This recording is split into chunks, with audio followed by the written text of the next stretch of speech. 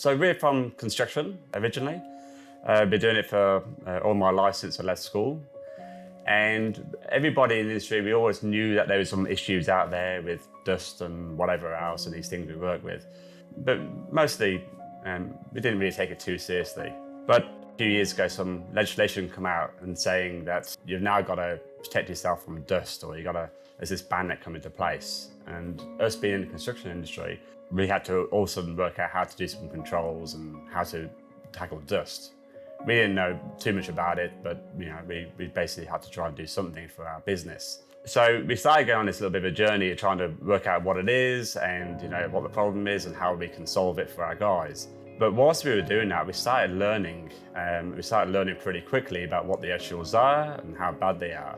Part of that is we're talking to health and hygiene experts, professionals, and we started learning about the actual health impacts. And for us, it was quite an eye-opener because, to be honest, we had a workshop. My wife's got asthma, and our workshop's full of dust. Even with extraction units in there, we didn't realise just how badly that's affecting her health. And then when we started learning a bit more about the actual health impacts, we started really connecting the dots. We started to be able to look back and other people we know, like family members and friends who are actually having health issues.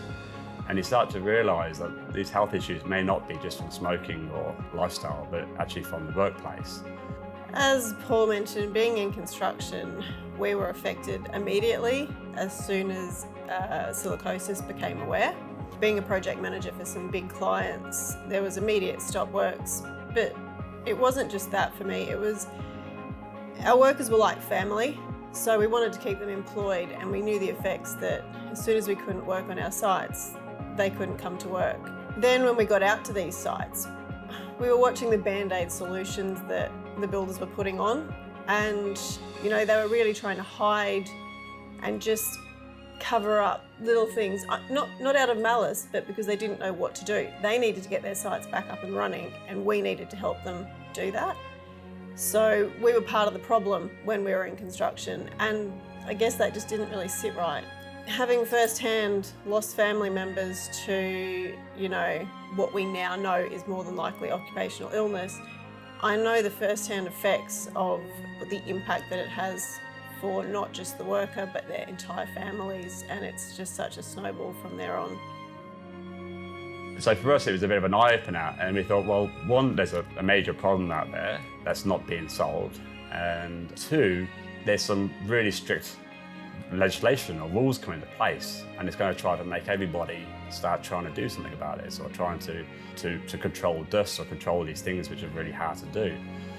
So we knew there's a huge problem for the industry, and we also knew there were some major health impacts or health issues in the industry which are not being addressed, and we thought we could do something about it.